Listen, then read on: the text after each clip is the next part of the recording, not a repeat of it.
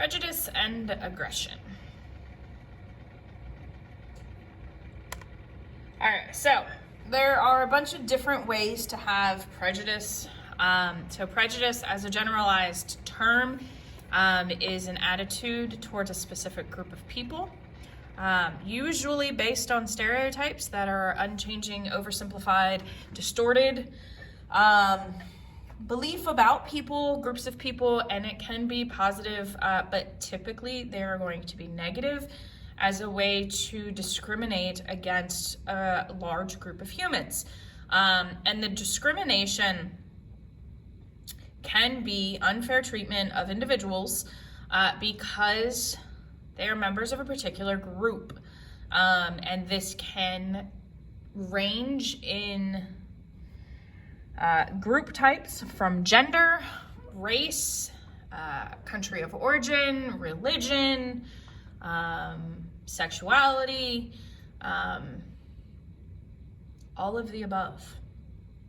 And it's going to be different from place to place. It is not, the discrimination does not have to be outward in such a way that is overt. It can be minute, it can be pay, it can be clothing, it can be,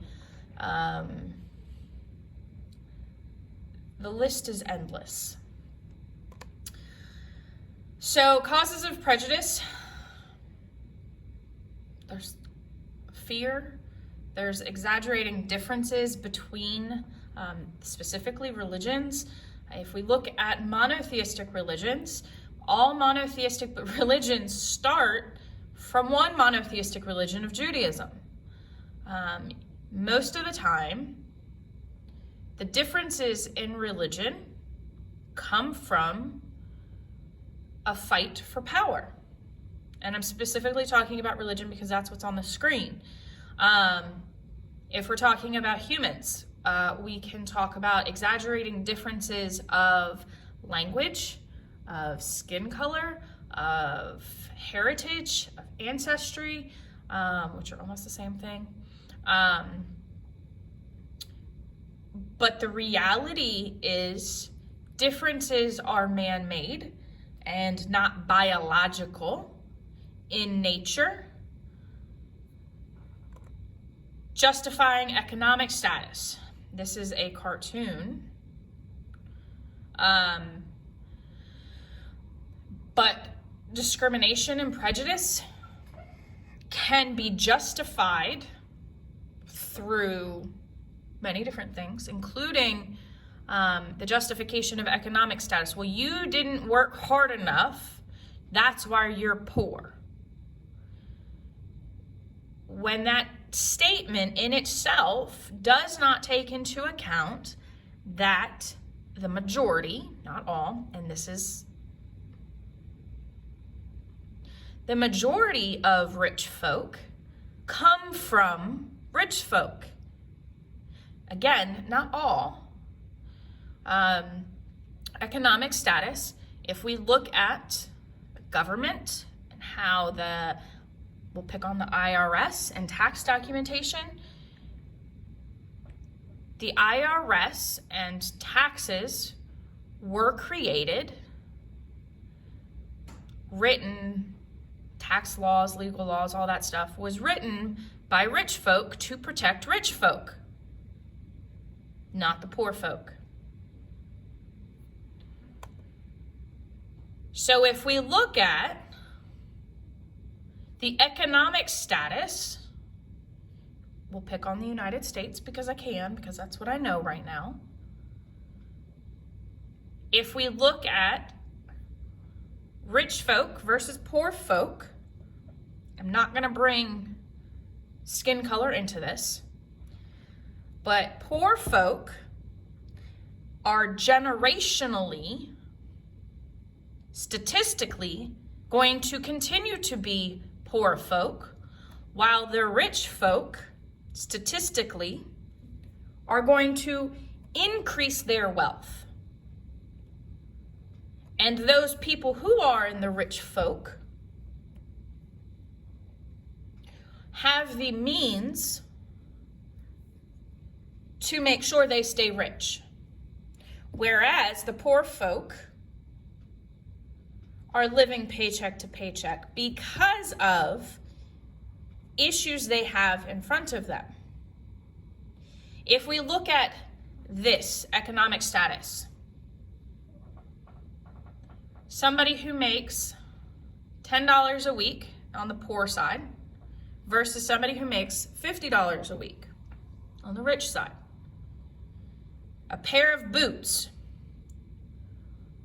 A good pair of boots cost $30.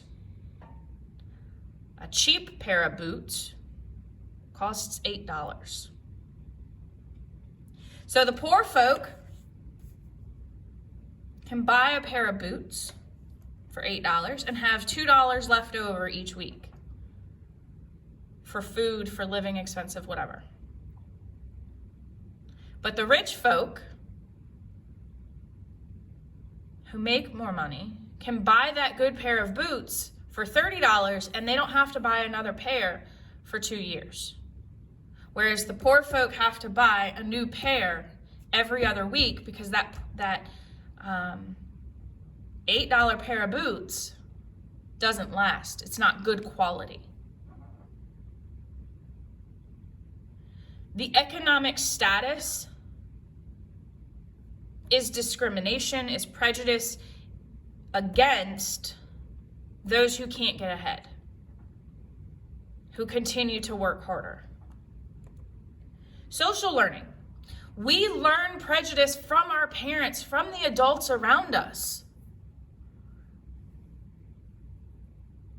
And they learned it from their parents and their adults around them. And if the social learning goes against what the older generation says, you can be ostracized from your family. You can be made fun of. You can be told you're wrong.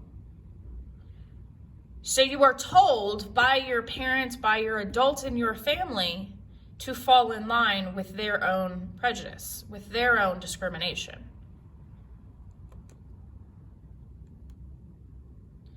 We learn what we see.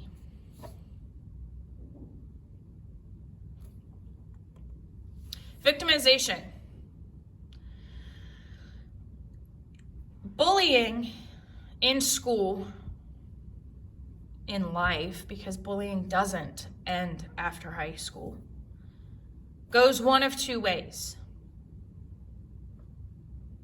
The bullied will either be empathetic to others who are being bullied, or the bullied will become a bully. And the people doing the bullying have this same problem.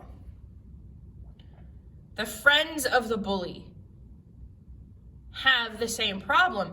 Are they empathetic? Do they stand up to their friends and go against the social norms? Or do they consistently bully as well? Scapegoating. Now, this is really big during the Holocaust. At the end of World War I, Germany had no economy. They had to find a group to blame.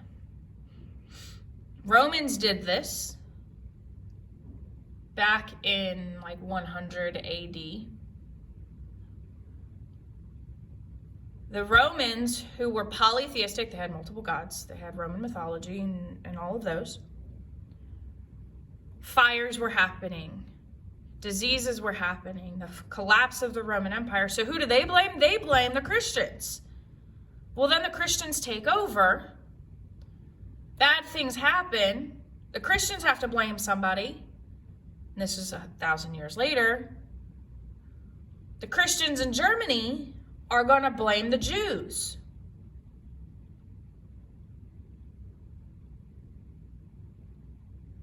It's not just a religious thing, though.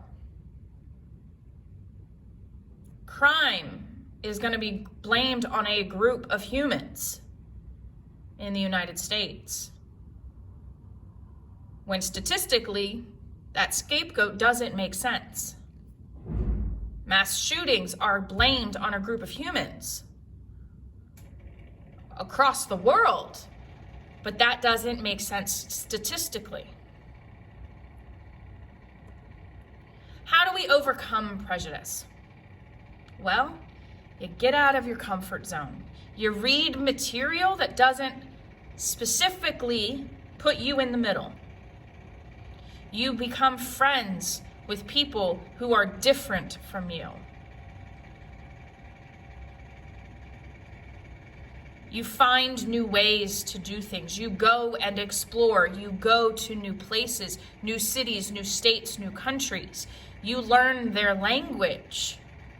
You do the research.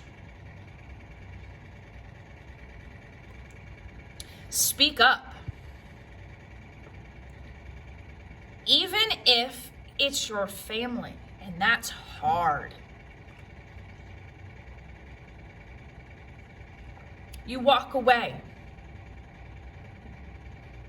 You don't participate.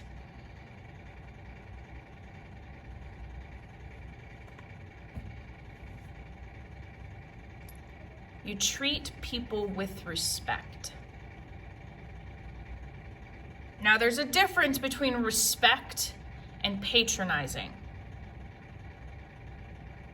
Treating somebody as a human, meaning that they get to decide what they do with their body, with what they learn, what they believe. You have conversations.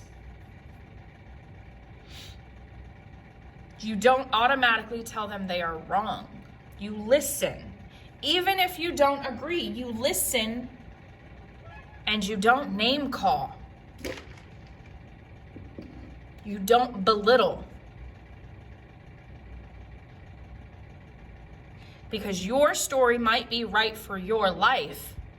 That does not mean your story is right for everybody's life. Now, aggression. Aggression is different. Prejudice is inside, and what you show can be seen as aggression. There's lots of different types of aggression, macro and micro. Macro meaning huge, you punch somebody in the face. Micro meaning you make a snide comment. When we're looking at aggression, we're looking at a couple different perspectives. The biological, physical cause is an increase of testosterone in the brain, specifically in the amygdala and the hypothalamus. And if we remember back, males are going to have testosterone through their body all the time. Females will have an increase in testosterone during menstruation, their menstrual cycle. Steroids are used to increase testosterone. So if you're given steroids for a sickness, you will see the biological increase of testosterone, which is why you might get angry, why you might get hungry. And you show aggression in other ways. Remember, macro versus micro. It doesn't have to be you yelling at somebody. It could be a microaggression of passive aggressiveness. Calling somebody a name. Dismissing how somebody feels. Psychoanalytical theory says that it's an unconscious aggression. And you are doing those aggressions, according to Freud, because you have a repressed urge. So you make snide comments or bully somebody who likes to eat chocolate. According to Freud, that is because you personally unconsciously want to eat chocolate. You personally might be jealous that the person eating the chocolate gets to eat whatever they want.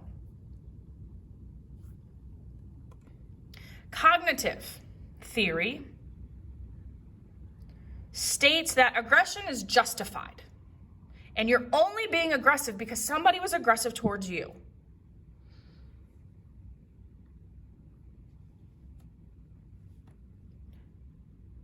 It's an interpretation of other people's behavior based on your own thoughts. The learning model, or theory, states that you are repeating behaviors that you see at home or adults or in your school or in your church or in your social group. And you get a dose of dopamine by completing those acts.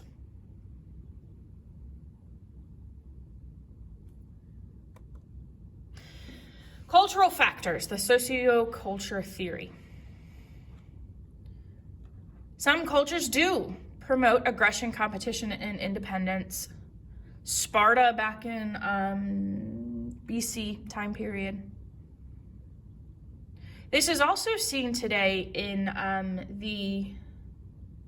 the movement of toxic masculinity,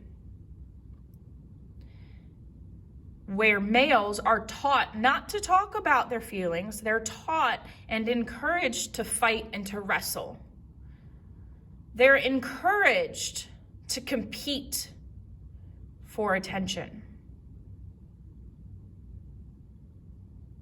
They're encouraged to go fight for food. Does that make it wrong? Does that make it right? Prejudice and aggression are both a social construct and an internalized attitude or belief. And how you handle it says more about you than it does anybody else.